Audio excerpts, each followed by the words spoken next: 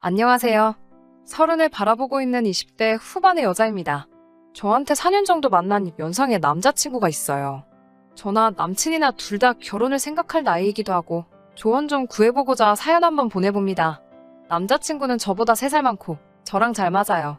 제가 원래 20대 초반에는 한 남자랑 그렇게 오래 만나는 사람이 아니었는데 외적으로도 저의 이상형이기도 하고 저를 배려해주고 같이 있으면 또 그렇게 든든할 때가 없어서 오빠와는 이렇게 길게 연애를 하게 되었습니다. 결혼 이야기가 나오기 전에도 저희 집안 행사에 오빠를 몇 번 데려간 적이 있는데 그때도 집안일도 잘 도와주고 집안 어른들께도 참 잘했어요. 저희 엄마도 오빠를 요즘 사람 같지 않게 경우가 바르다며 거의 사윗감으로 점찍기도 하셨어요. 만남을 계속해오다가 둘 사이에 결혼 이야기가 본격적으로 오가면서 한 가지 문제가 생긴 게 있는데 그것 때문에 사연 보내봤습니다. 남자친구 어머니가 가부장적인 아버지 때문에 옛날부터 많이 고생을 하셨다고 하더라고요. 지금은 아버님이 성격이 많이 누그러져 괜찮다고는 하는데 고생해온 어머니를 보고 자란 덕분에 항상 어머니한테 효도해야 한다는 생각을 가지고 있어요. 효도하는 게 잘못됐다는 게 아닙니다. 저도 저희 부모님한테 효도할 거고 자식이면 응당 부모님께 잘하는 건 당연한 일이지요. 하지만 제 기준으로 봤을 때 오빠의 어머니를 향한 마음이 조금 과한 것 같아서 문제예요. 결혼 이야기를 하다가 오빠가 갑자기 우리가 결혼하게 되면 앞으로 자기 월급의 반은 자기 어머니한테 용돈으로 드리고 싶다고 이야기를 꺼낸 적이 있어요. 오빠도 안정적인 직장에 다니고 있고 저도 남부럽지 않은 직장 가지고 살고 있거든요. 둘이 합치면 머리가 700이 조금 넘기 때문에 요즘 신혼부부치고는 적은 돈이 아니라고 생각합니다. 서로 나이에 비해 넉넉하게 벌고 있기 때문에 당연히 용돈을 드릴 수 있죠. 하지만 오빠 월급의 반은 너무 많다는 생각이 들어요. 제가 300 정도 벌고 오빠가 400 정도 벌거든요. 결혼을 하게 되면 저희 미래도 준비해야 되고 혹시 모를 일에 저금도 있어야 할 텐데 나중에 아이가 태어나게 되면 시어머니가 아이를 돌봐주시고 육아비로 그 정도 드리는 건 문제가 되지 않고 납득이라도 하겠어요. 그런데 아직 둘 사이에 아이가 있는 것도 아니고 결혼도 확정된 것이 아닌데 벌써부터 월급의 반을 어머니께 주겠다는 말을 통보하듯이 꼭 해야 하나 하는 생각이 들더라고요. 오빠가 효자인 건 연애 초반부터 대충 눈치를 채고 있었어요. 연애 초반에 오빠네 어머니와 여동생 이렇게 넷이서 밖에서 밥을 먹은 적이 있거든요. 어머니도 제가 불편하지 않게 많이 배려해 주셨고 오빠에게 이야기 들은 대로 정말 좋은 분인 것 같았어요. 식사가 끝나고 카페로 가서 차나 한잔 마시기로 했는데 카페로 가는 길 내내 오빠는 어머니와 팔짱을 끼고 제 앞에서 걸어가더라고요. 저는 오빠네 여동생이랑 뒤에서 두 사람을 쫓아갔고요. 오빠 여동생하고는 서먹하니 불편하기만 했어요. 둘 다 낯을 가리는 성격이라 그런지 말 꺼내기도 힘들었어요.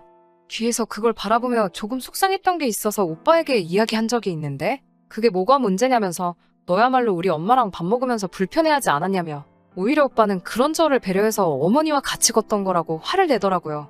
그리고서는 시어머니 될 사람인데 애교도 없고 그날 자기 여동생도 제가 부침성도 없고 별로였다는 식으로 말해서 그런 게 아니라고 설명하느라 힘들었다고 오히려 저보고 너무했다는 식으로 말을 하더라고요.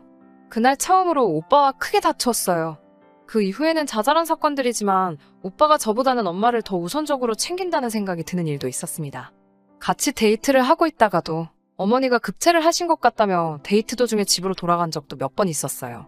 그날 제가 약국까지 따라갔는데 약을 사면서도 심각한 표정으로 안절부절하고 있더라고요. 저와 2주년 기념일 데이트를 하는 날에도 택배가 왔는데 무거워서 어머니 혼자 옮기지 못하고 계신다고 기념일이라고 예약한 레스토랑까지 취소하고 집으로 혼자서 돌아가기도 했어요. 빨리 가서 짐을 옮겨드려야 한다면서요. 저와 오빠를 동시에 아는 사람들도 오빠가 엄청난 효자인 걸 다 알고 있습니다. 언젠가 여럿이서 모인 자리에서 누군가 장난식으로 나중에 어머니랑 저랑 둘 사이에 트러블이 생기면 오빠는 누구 편을 들 거냐고 물어본 적이 있었어요. 오빠는 단 한순간에 고민도 없이 당연히 어머니 편을 들어야지라고 대답을 하더라고요. 오빠가 효자인 거 이해는 하겠는데 서운한 건 어쩔 수가 없더라고요. 어머니가 살아봐야 얼마나 더 사신다고 트러블 생기면 당연히 엄마 편을 들어야 되는 거 아니냐는 이유를 대는데 그 마음은 이해하지만 그 자리에서 그냥 앞에선 엄마 편 들고 뒤에서는 아내 편 들어줘야지 이 정도 대답만 해줬어도 참 고마웠을 텐데 말이에요. 굳이 여러 사람 앞에서 어머니가 우선이고 나는 그 다음이다라는 사실을 밝혔다는 것도 참 부끄러웠어요. 아무튼 이제는 본격적으로 결혼 이야기가 오고 가는 상황인데 자기 월급의 절반을 어머니에게 드려야 한다니 그동안 효자라고만 생각했던 오빠와의 결혼 생활이 현실로 다가오기 시작했지요. 저는 영원히 오빠에게 이순이일 거라는 그 느낌을 지울 수가 없어요. 딸내미 시집 간다고 벌써부터 결혼식 때 읽어줄 덕담 쓰고 계시는 저희 어머니께는 아직 이 사실을 말도 못 꺼내고 있어요. 저는 어떻게 하는 게 좋을까요? 여러분들의 조언 한번 들어보고자 이렇게 사연 보내봤습니다. 후기 보내드립니다. 여러분들이 보내주신 의견 잘 보았습니다. 사실 제 주변 지인들도 똑같은 말을 해줬어요.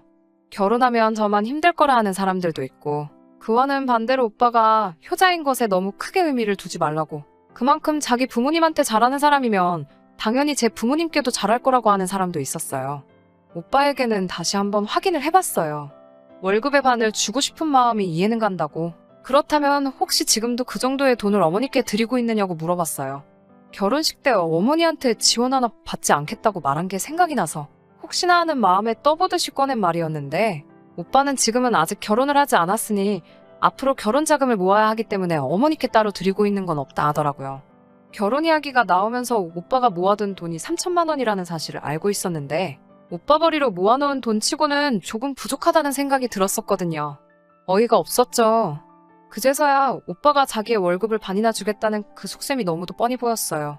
우리 둘이 결혼하게 되면 제가 벌어오는 돈도 전부 오빠의 수입에 추가가 되는 거라 생각하고 있는 거잖아요. 말인즉슨 결혼하면 돈을 둘이서 벌게 되니 제가 번 돈으로 생활비며 이것저것 전부 다 하고, 자기가 번 돈으로는 이제서야 효도를 돈으로 하고 싶다는 거죠. 그래서 저도 오빠에게 그러면 나도 결혼을 하고 나면 제가 버는 돈의 반을 저희 부모님께 드리겠다고 했어요. 저희 부모님도 저를 여태까지 키워주셨으니 저도 자식된 도리로 당연히 효도를 하고 싶다고 말했어요. 그랬더니 그건 경우가 다르다고 하네요. 자기는 아들이고 너는 딸이니까 똑같이 하는 건 말도 안 된다고요.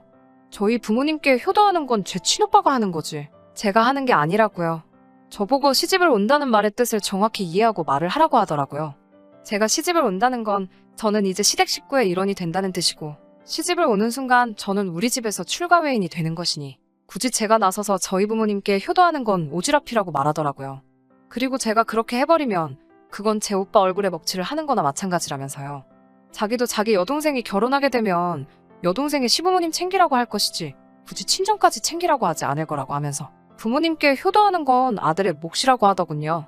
이야기를 계속 해봐야 오빠의 고집을 꺾을 수 없다는 것도 알았고, 그렇다고 저도 오빠한테 계속 질질 끌려다니고 싶지도 않았어요. 왜 내가 힘들게 일해서 번 돈까지 어머님한테 드려야 하냐고. 그럴 바에는 저는 결혼하지 않겠다고 말해줬어요.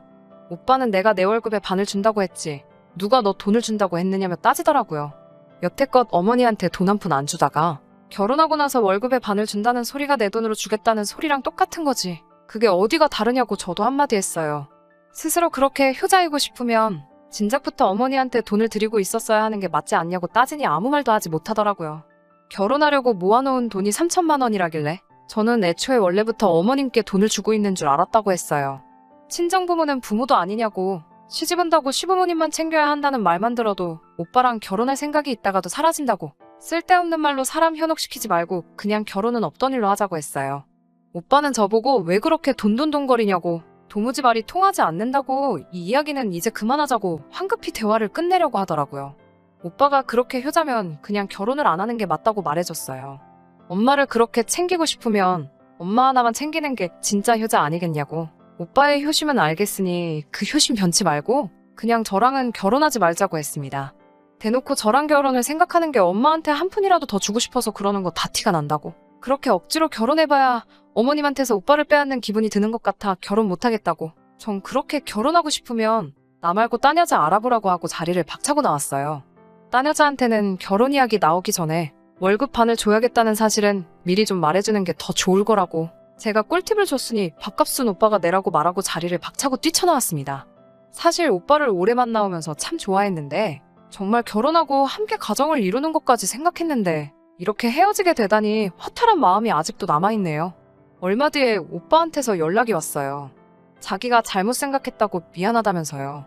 그러고 나서 한다는 말이 자기가 졌다고 제가 버는 돈의 반은 친정부모님한테 드리자는 말을 하네요. 아직도 이해를 못하고 있는 거예요. 끝까지 자기 어머니한테 어떻게든 돈 주고 싶은 생각밖에 없는 거죠.